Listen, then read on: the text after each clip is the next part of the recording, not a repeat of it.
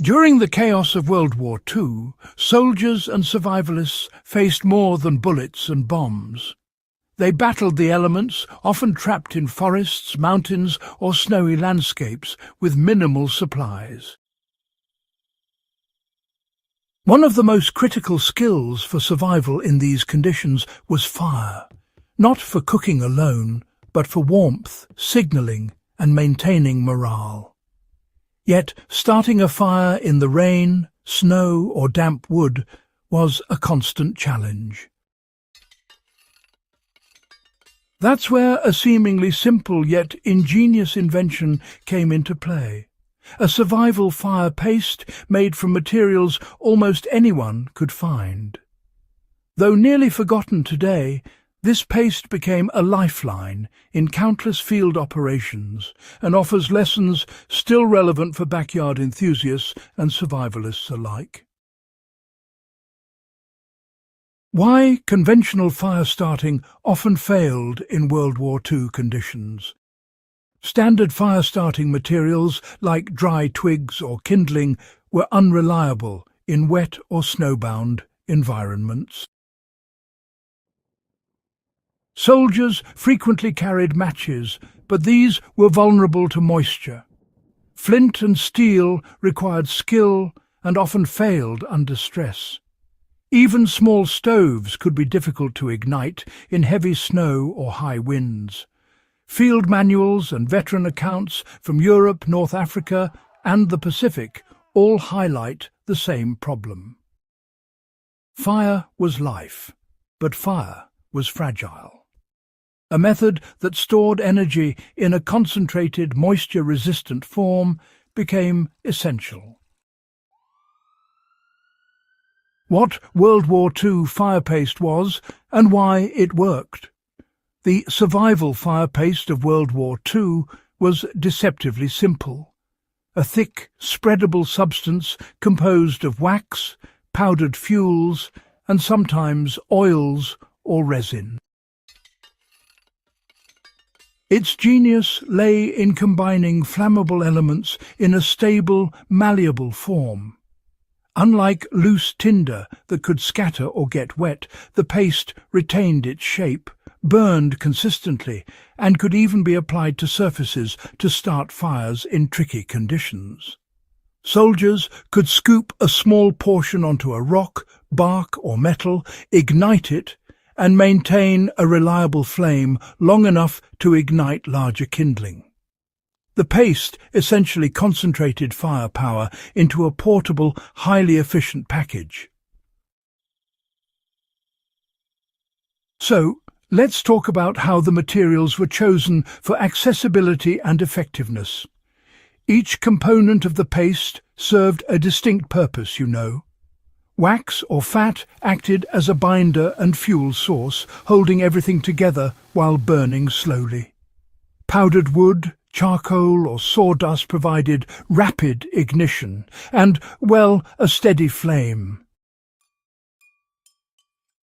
In some recipes, small amounts of resin or petroleum derivatives were added to resist moisture and increase burn temperature. Importantly, these ingredients were either scavenged from local environments, standard military supplies, or easily stored in small containers, making the paste practical for field conditions. Its simplicity allowed soldiers, medics, and even civilians to improvise without needing specialized chemicals. Now, how did soldiers and survivalists use the fire paste effectively? The paste was versatile. Small portions could be used to start cooking fires in wet conditions or stoke a stove when traditional kindling was soaked. For outdoor signalling, the paste burned with visible smoke, which could alert rescuers or nearby units. Some soldiers smeared the paste on the inside of metal containers or used it to ignite torches for temporary illumination. In extreme cold, it allowed hands and feet to thaw quickly by providing instant controlled heat. Experienced users learn to shape it into pellets, ropes or logs, tailoring burn time to specific tasks. How you can recreate and apply the World War II fire paste in a modern backyard or survival scenario. For backyard enthusiasts, the principles are surprisingly simple. You can combine beeswax or candle wax with finely shredded sawdust or powdered charcoal. Mix in a small amount of cooking oil or resin if desired for moisture resistance.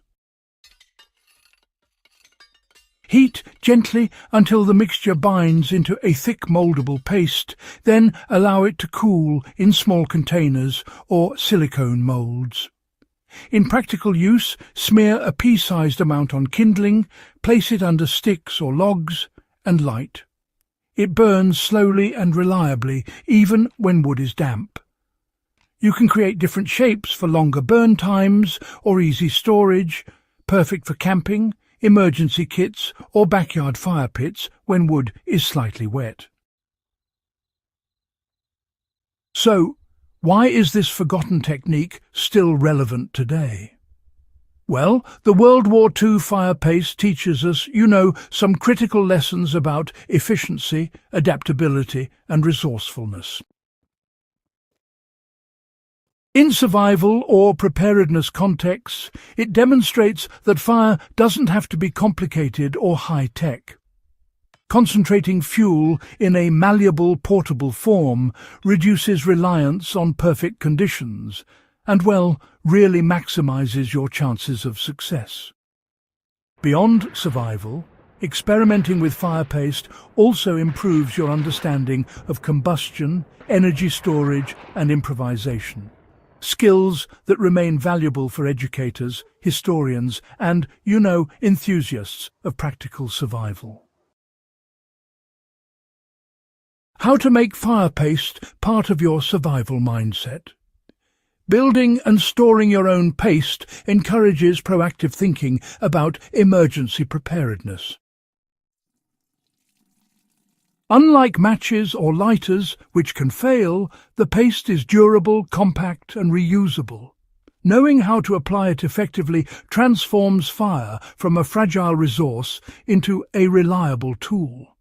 It also reinforces a mindset shared by World War II soldiers. Ingenuity and careful use of available materials often outperformed raw strength or standard equipment. If this dive into World War II survival fire paste sparked your curiosity and gave you practical takeaways for the backyard or wilderness, subscribe to the channel.